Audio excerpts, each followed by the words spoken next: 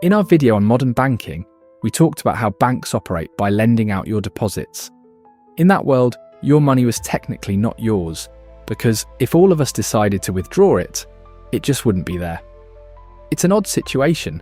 It's our money as long as we just believe that it's our money. Once we don't, it's no longer our money because all of us withdrawing would cause a bank run, meaning there would be nothing there. But this has larger implications beyond bank runs. It means that banks take our money and magically multiply it. Once upon a time, you walked into a bank, slapped a crisp $100 bill onto the counter, and proudly opened a savings account. What happens next?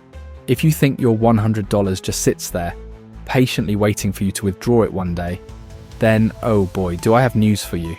Your humble Ben Franklin is about to embark on an incredible adventure, being cloned, multiplied, and spread across the economy like a financial fairy tale. This, my friend, is the money multiplier in action.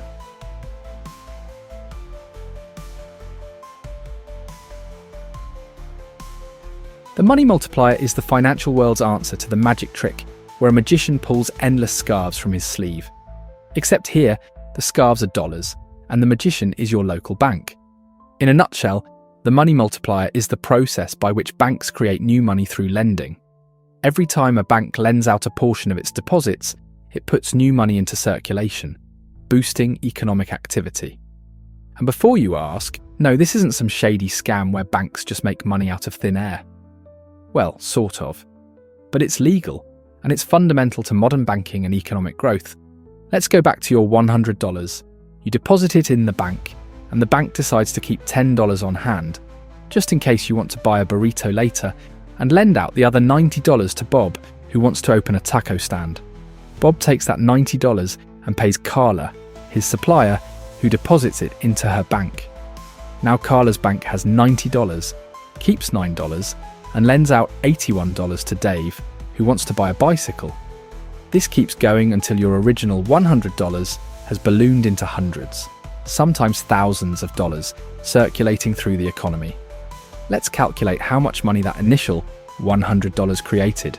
Well, we have the first $100 that was deposited, then 10% of that deposit was held with the bank, and 90% was loaned out. That loan of $90 created another deposit worth $90 and so on. So the total amount of money created, if we follow this process to infinity,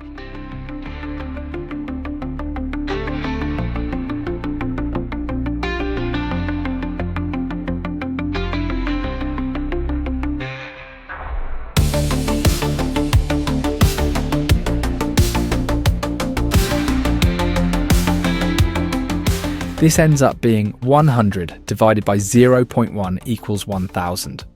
So the rule is, for every dollar deposited, the money multiplier is 1 over the reserve rate. So if the reserve rate is 1%, the money multiplier is 1 over 0.01 or 100. Each dollar in deposits gets multiplied to $100. If the banks held all of your deposits and lent nothing out, you have the 100% reserve requirement world that we talked about in our video about modern banks. If the rules require that you hold 10% of deposits as reserves, you get what we described above.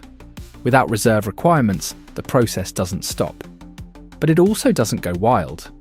Banks adjust based on demand, regulations, and risk. The multiplier effect still works because lending creates deposits, deposits create lending, and the financial system hums along like a well-oiled machine. Now, traditionally, banks operated under reserve requirements, a rule that said they had to keep a certain percentage of their deposits locked up, just in case customers wanted their money back. But nowadays, many countries, including the US, have done away with reserve requirements. That's right, banks can now theoretically lend out every last penny. So does this spell doom for the money multiplier? Not at all.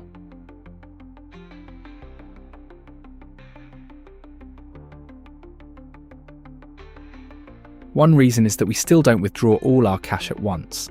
Imagine a world where everyone kept their cash stuffed in mattresses. Not only would bedbugs become millionaires, but banks would also be out of business. Fortunately, people like the convenience of banks, so they tend to leave their money sitting in accounts. Even though banks technically don't have reserve requirements, they still know better than to lend out every single dollar. Because if customers suddenly want their money and the vault is empty, well, that's how bank runs happen. And we don't need another Great Depression, thanks. A second reason is that regulations still exist. While reserve requirements might be gone, that doesn't mean banks have free rein to turn into financial cowboys. Central banks like the Federal Reserve keep a watchful eye on things, using tools like capital requirements and stress tests to ensure banks aren't playing too fast and loose with their lending. Plus, banks still hold on to liquidity because they want to be safe. Being caught without enough cash when customers come calling is the financial equivalent of showing up to a job interview in a bathrobe. Bad look. Even if banks could lend out every dollar, they don't.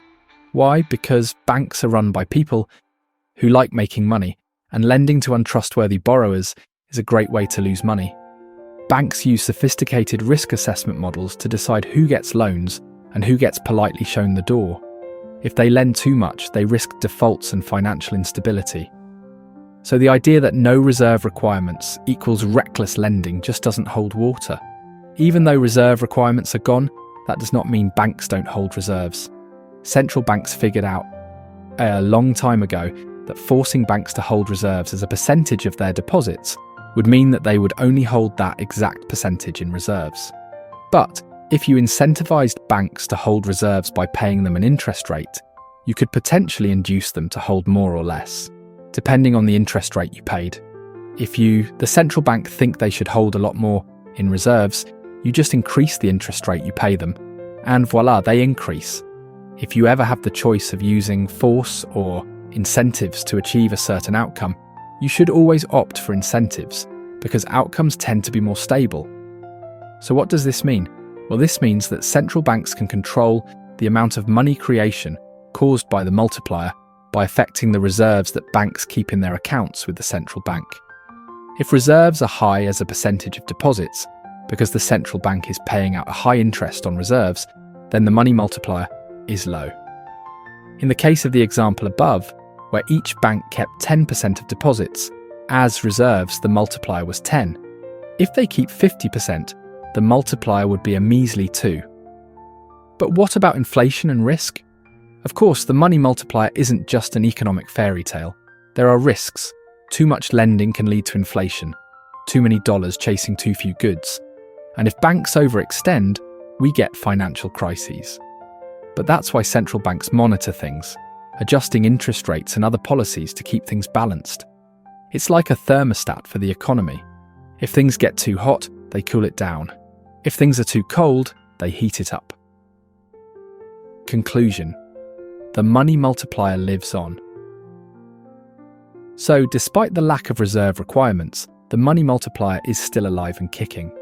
Banks may not be legally bound to hold reserves, but common sense, risk management, and regulatory oversight ensure that the lending process remains disciplined.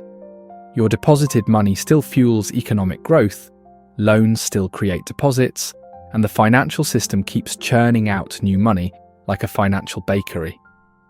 The amount of money that banks create is massive.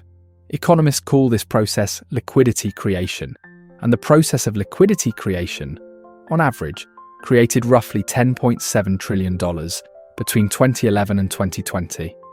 That is a huge amount, and it has enormous consequences, so it matters.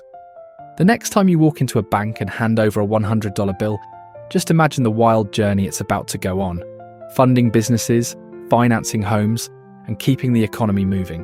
And when you check your balance later, just remember, your money may be sitting still, but it's also out there, living its best life. Magic? Not quite, but the money multiplier sure makes it look that way. Stay tuned, money enthusiasts.